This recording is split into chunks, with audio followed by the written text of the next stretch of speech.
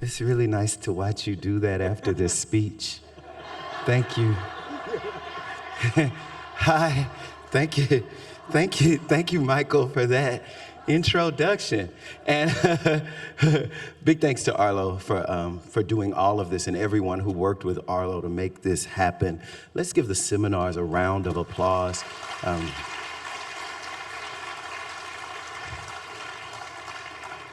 It's morning, and usually in the morning I'm somewhere writing. I don't leave my house too early, but I want to start the morning the way I think we should start a morning, and that is with prayer. So let us begin with prayer.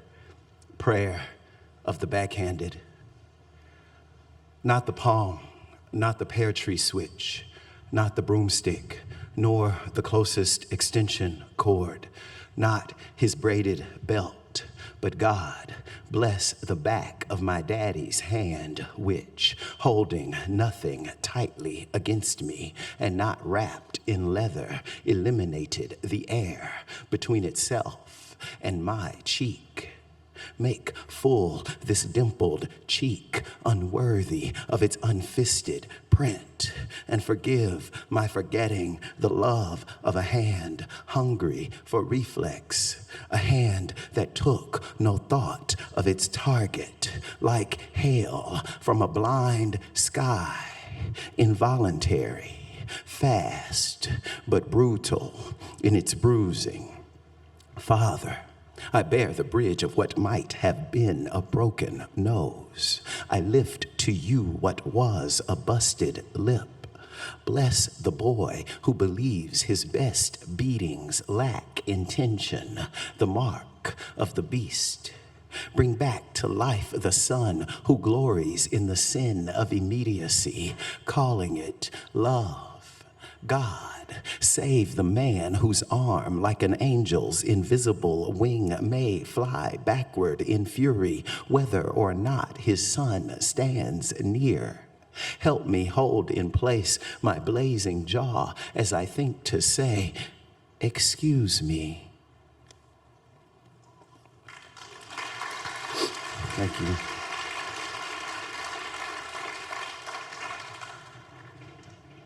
Oh, that's nice. Labor. I spent what light Saturday sent sweating and learned to cuss, cutting grass for women kind enough to say they couldn't tell the damn difference between their mowed lawns and their vacuumed carpets just before handing over a $5 bill rolled tighter than a joint and asking me in to change a few light bulbs.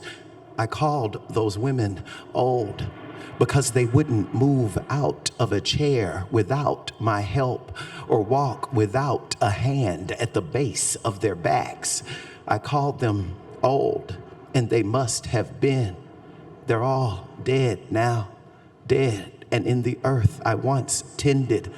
The loneliest people have the earth to love, and not one friend their own age, only mothers to baby them and big sisters to boss them around. Women you want to please and pray for the chance to say please to. I don't do that kind of work anymore. My job is to look at the childhood I hated and say, I once had something to do with my hands. There's oh, y'all are so sweet. It's really nice. Y'all are welcome to clap after every poem. Y'all this next poem has a title, the title that is a phrase I've only heard in Louisiana, where I'm from. And if you don't know that phrase, I think what it means will become clear to you as I am reading the poem. 4:00 in the morning. My mother grew morning glories that spilled onto the walkway toward her porch because she was a woman with land who showed as much by giving it color. She told me I could have whatever I worked for. That means she was an American. But she'd say it was because she believed in God. I am ashamed of America and confounded by God. I thank God for my citizenship in spite of the timer set on my life to write these words. I love my mother. I love black women who plant flowers as sheepish as their sons. By the time the blooms unfurl themselves for a few hours of light, the women who tend them are already at work. Blue, I'll never know who started the lie that we are lazy, but I'd love to wake that bastard up at 4 in the morning, toss him in a truck, and drive him under God past every bus stop in America to see all those black folk waiting to go work for whatever they want. A house, a boy to keep the lawn cut, some color in the yard. My God, we leave things green. I have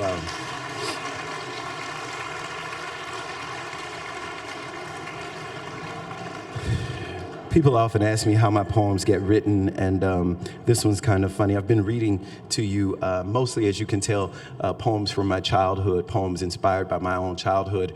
And this poem was actually written by way of taking phrases and sentences that I heard from the people who were around me when I was a kid growing up, in the church where I grew up, in the neighborhood where I grew up, in the school where I grew up. And I took all of those phrases and I came up with this poem, Autobiography. Keep the line steady. Keep your back straight. Keep coming back for more. Keep fucking with me, Cletus. Keep putting your hands on me like that, and you'll always have a place to lay your head. Keep my waistline down. Keep your figure up. Keep your man happy. Keep a woman crazy. Keep your daddy off your mama, or next time I'm calling the police. Keep these nappy-headed children off my green, green grass. Keep talking smart if you want to. Keep looking at my man and I'll cut you a new eyelid. Keep looking me in my face when you tell your next lie. Keep on walking, I ain't talking to you anymore. Keep holding that last note. Keep singing while I get the splinter out. Keep singing for Jesus, baby, and everything will be all right. Keep me in your prayers. Keep us in your thoughts. Keep your eyes on the black one. He ain't got no sense. Keep your money in your pocket, Nelson. These hoes giving it away. Keep this one occupied. I'll get his wallet. Keep on living, honey, and you'll get old too.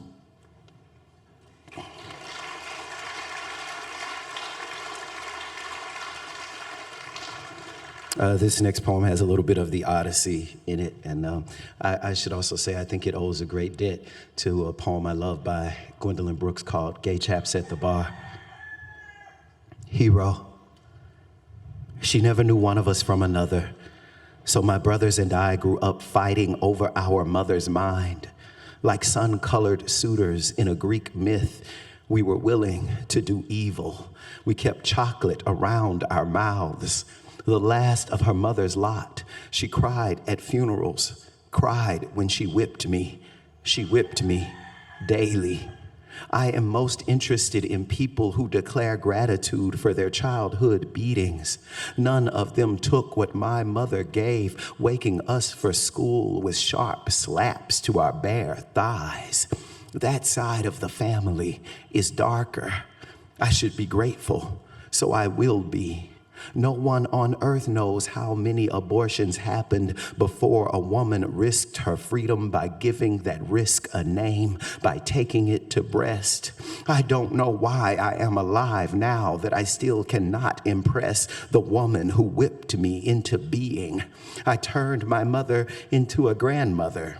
She thanks me by kissing my sons. Gratitude is black, black as a hero returning from war to a country that banked on his death. Thank God it can't get much darker than that.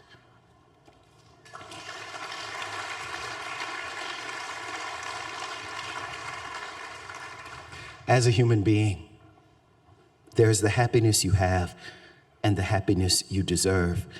They sit apart from each other The way you and your mother sat on opposite ends of the sofa after an ambulance came to take your father away. Some good doctor will stitch him up, and soon an aunt will arrive to drive your mother to the hospital where she will settle next to him forever, as promised. She holds the arm of her seat as if she could fall, as if it is the only sturdy thing. And it is, since you've done what you always wanted. You fought your father and won, marred him. He'll have a scar he can see, all because of you. And your mother, the only woman you ever cried for, must tend to it as a bride tends to her vows, forsaking all others, no matter how sore the injury. No matter how sore the injury has left you, you sit understanding yourself as a human being, finally free now that nobody's got to love you.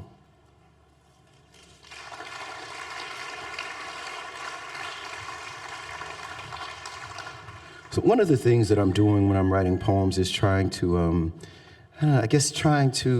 resuscitate or even just honor much of the language that I heard the vernacular that I heard as a kid growing up that sometimes doesn't seem to exist anymore. But there is one word that I hear. I live in Atlanta, Georgia now. I grew up in Shreveport, Louisiana. I left there. I lived in New Orleans, Louisiana for almost 10 years. I left there. I lived in Houston, Texas. And then I moved to San Diego, California, which is where I found out that I have an accent.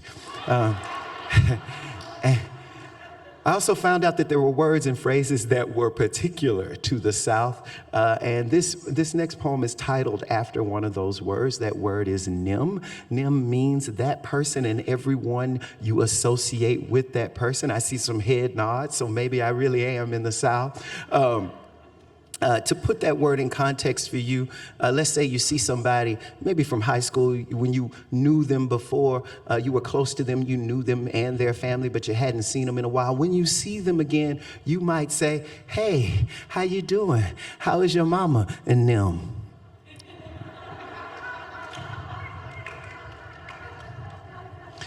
And them, they said to say goodnight and not goodbye. Unplugged the TV when it rained. They hid money in mattresses, so to sleep on decisions. Some of their children were not their children. Some of their parents had no birth dates. They could sweat a cold out of you. They'd wake without an alarm telling them to.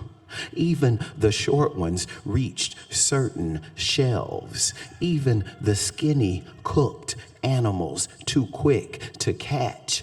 And I don't care how ugly one of them arrived. That one got married to somebody fine. They fed families with change and wiped their kitchens clean. Then another century came. People like me forgot their names.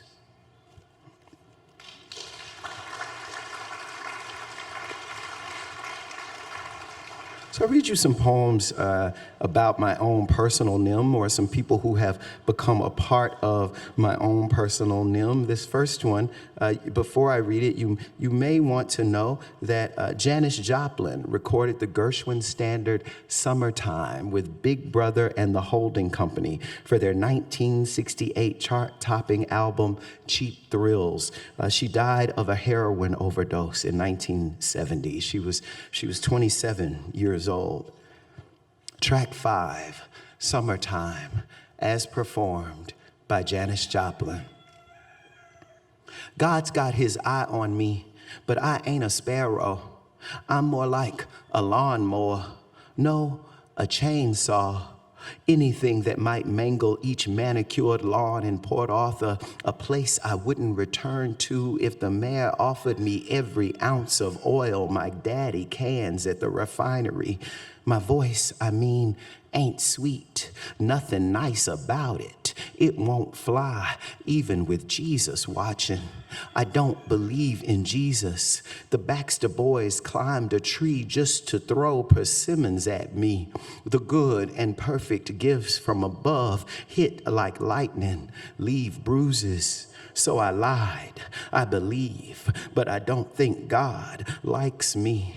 The girls in the locker room slapped dirty pads across my face. They called me bitch, but I never bit back. I ain't a dog. Chainsaw, I say. My voice hacks at you. I bet I tear my throat. I try so hard to sound jagged. I get high and say one thing so many times, like Willie Baker, who worked across the street. I saw some kids whip him with a belt while he repeated, please. School out, summertime, and the living lashed. Mama said I should be thankful that the town's worse to coloreds than they are to me, that I'd grow out of my acne. God must love Willie Baker, all that leather, and still a please that sounds like music.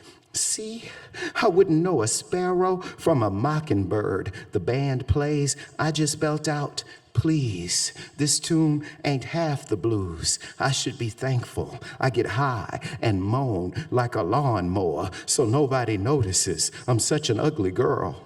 I'm such an ugly girl. I try to sing like a man. Boys call boy. I turn my face to God. I pray. I wish I could pour oil over everything green in Port Arthur.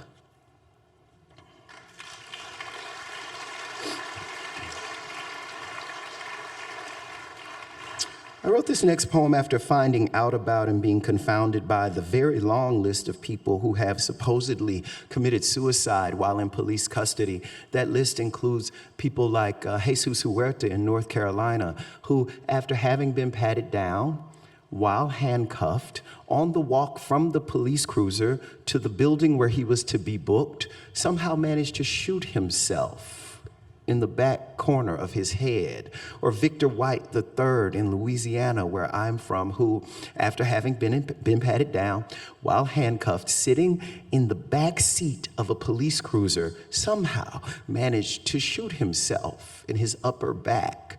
Or Sandra Bland in Texas, who, after a day of fighting for her life, was put in a cell where there's video footage of her. And that video footage, there's some sort of technical difficulty, and that video footage goes out. Sandra Bland, according to the coroner, must have hung herself in that cell with a trash bag. Interestingly enough, also, according to that coroner, she must have hung herself with that trash bag at just the moment that that video footage goes out. Bullet points. I will not shoot myself in the head, and I will not shoot myself in the back, and I will not hang myself with a trash bag. And if I do, I promise you, I will not do it in a police car while handcuffed, or in the jail cell of a town I only know the name of because I have to drive through it to get home. Yes, I may be at risk, but I promise you, I trust the maggots who live beneath the floorboards of my house to do what they must to any carcass, more than I trust an officer of the law of the land to shut my eyes like a man of God might, or to cover me with a sheet so clean my mother could have used it to tuck me in. When I kill me, I will do it the same way most Americans do. I promise you, cigarette smoke, or a piece of meat on which I choke, or so broke I freeze in one of these winters we keep calling worst. I promise if you hear of me dead anywhere near a cop, then that cop killed me. He took me from us and left my body, which is, no matter what we've been taught, greater than the settlement a city can pay a mother to stop crying, and more beautiful than the new bullet fished from the folds of my brain.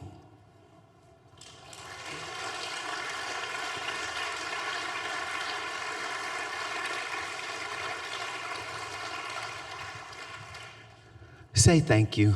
Say I'm sorry.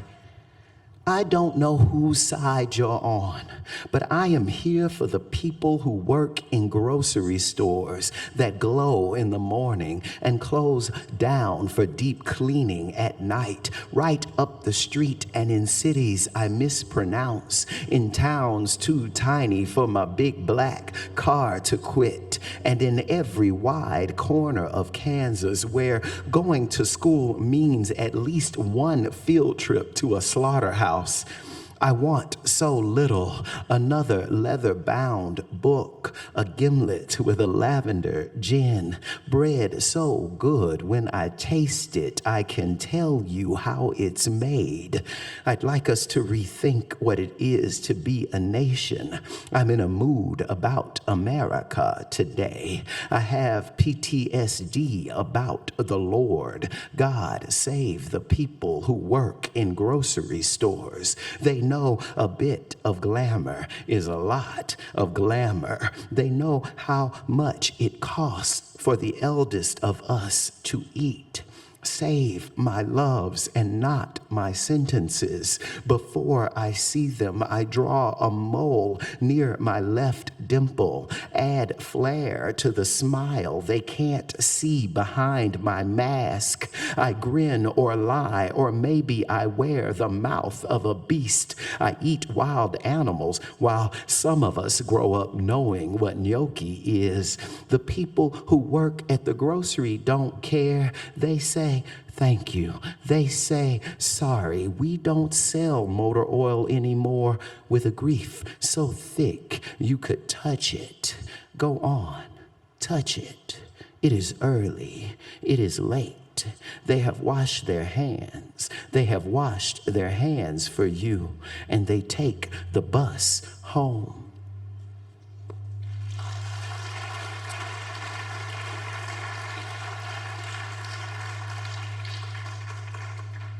Crossing.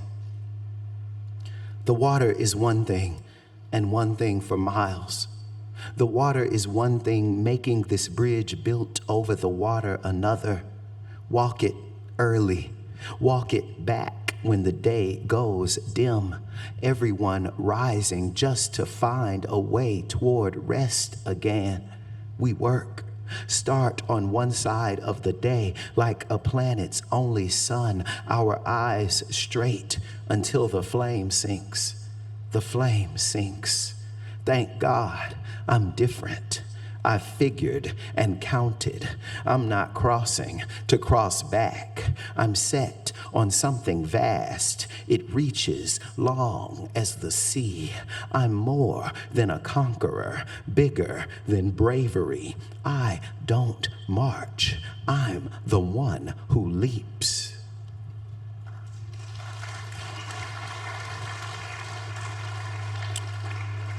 I'm reading retrospectively, which is to say I'm reading a few poems from my first book, Please, a few poems from my second book, The New Testament. My mother is still angry with me about that title.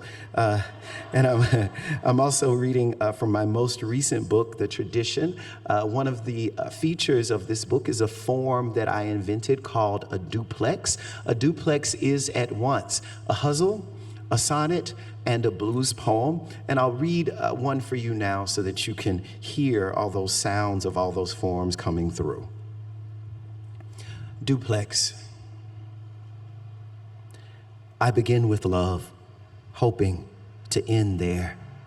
I don't want to leave a messy corpse. I don't want to leave a messy corpse full of medicines that turn in the sun. Some of my medicines turn in the sun. Some of us don't need hell to be good. Those who need most need hell to be good. What are the symptoms of your sickness? Here is one symptom of my sickness. Men who love me are men who miss me. Men who leave me are men who miss me. In the dream where I am an island, in the dream where I am an island, I grow green with hope. I'd like to end there.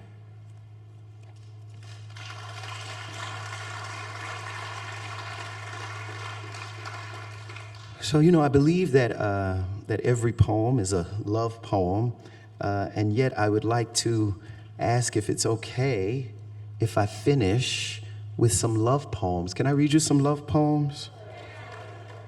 This is a seminar named Desire. For this first one, you may want to know that Billy Strayhorn wrote Lush Life while he was still in his teens. Lush Life is one of my favorite songs. I love to hear artists try it. I mean, even Queen Latifah has a version of Lush Life. Natalie Cole has my favorite version. Of course, there's a great version by her father, Nat King Cole. And I can read you some love poems, right? That's okay? Yes? You have to ask for consent. Track 1, Lush Life. The woman with the microphone sings to hurt you, to see you shake your head. The mic may as well be a leather belt. You drive to the center of town to be whipped by a woman's voice. You can't tell the difference between a leather belt and a lover's tongue. A lover's tongue might call you bitch, a term of endearment where you come from, a kind of compliment preceded by the word sing in certain nightclubs. A lush little tongue you have. You can yell, sing, bitch, and I love you with a shot of Patron at the end of each phrase from the same bar stool every Saturday night. But you can't remember your father's leather belt without shaking your head. That's what satisfies her, the woman with the microphone. She does not mean to entertain you, and neither do I. Speak to me in a lover's tongue. Call me your bitch, and I'll sing the whole night long.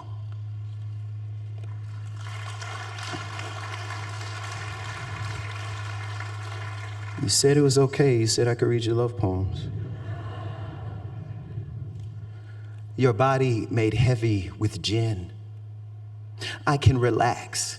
I smell liquor on your breath. Soon your arms will be too heavy to lift, and I'll watch the weight of you shiver while you sleep. But first, I want to see that stagger like a boy sent off to battle, shot, then sent back. I kept one once. He'd never get a good doze, only quake and dream of hands aimed at his throat. He'd cough and gag. I'd shake him awake. He was as you are. He could have died in my bed. He could have never stopped dreaming. He'd take me for the enemy. We'd fight, but you and I won't fight tonight. I'll remember some limping lover and talk all I want about war. Or maybe I won't. Maybe I don't care who survives. I only need to watch your body made heavy with gin as I hold you up from your fall at the threshold, because I love you, and I love you best with liquor on your breath, when I can get a good look at you just the way I found you, reeking and too drunk to go after the roaches with the heel of your hand, and too drunk to take me for one of the roaches.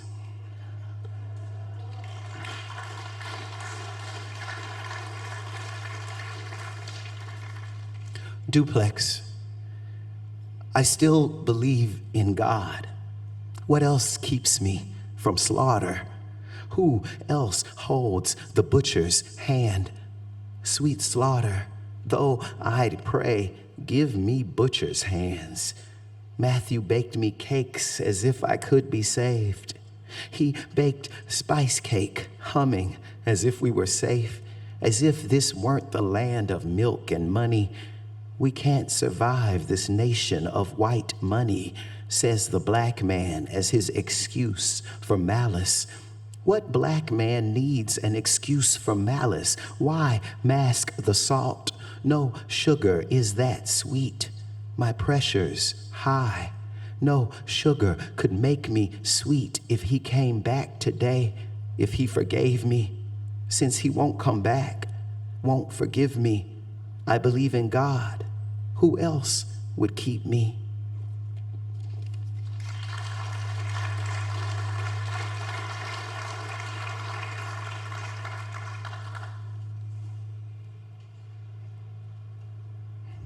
Turn you over. All my anxiety is separation anxiety. I want to believe you are here with me, but the bed is bigger and the trash overflows. Someone righteous should take out my garbage. I am so many odd and enviable things. Righteous is not one of them. I'd rather a man to avoid than a man to imagine in a realm unseen. Though even the doctor who shut your eyes swears you're somewhere as close as breath. Mine, not yours.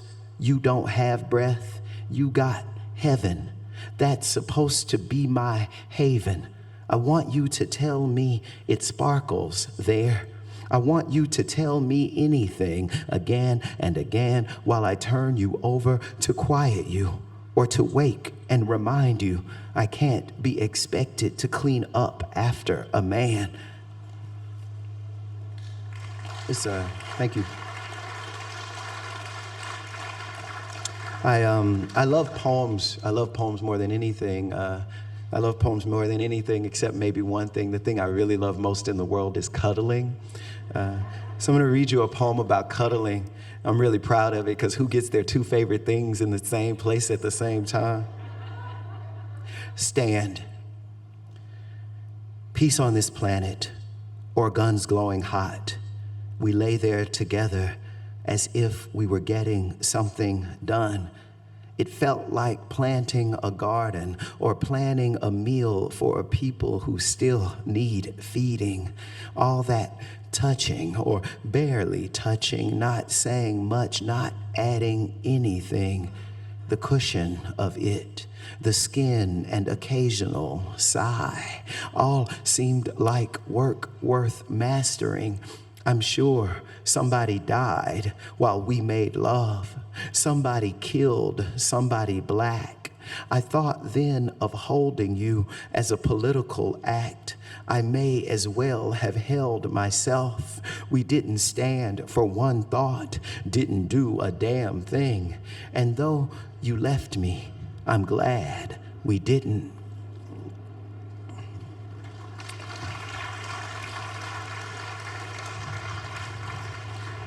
And I'll finish with another duplex. I'll read you the last duplex in the book, which is also the last poem in the book. There's all this funny stuff. People are always joking around about which genre is the most superior. It's really funny. But you know, poets are the only people who can read you the last page of their books. Fiction writers can't do that. I mentioned to you earlier that a duplex is a hustle, a sonnet, and a blues poem. This particular duplex adds yet another layer of form. It is also a cento, as you know. A cento is a poem that takes all of its lines from other poems, usually by other poets. This cento is a little different in that it takes all of its lines from the other duplexes in the book. And that happened because I'm a nerd. But I had to tell you that because you'll hear the echo of another duplex probably that I read earlier, and I don't want you to think I just ran out of ideas. Duplex, cento. My last love drove a burgundy car, color of a rash, a symptom of sickness. We were the symptoms, the road, our sickness. None of our fights ended where they began. None of the beaten end where they begin. Any man in love can cause a messy corpse, but I didn't want to leave a messy corpse obliterated in some lilied field. Stench obliterating lilies of the field. The murderer, young and unreasonable. He was so young, so unreasonable, steadfast and awful, tall as my father. Steadfast and awful, my tall father was my first love. He drove a burgundy car. Thank you so much. You're sweet, thank you. Oh, y'all are nice. Thank you. That was sweet.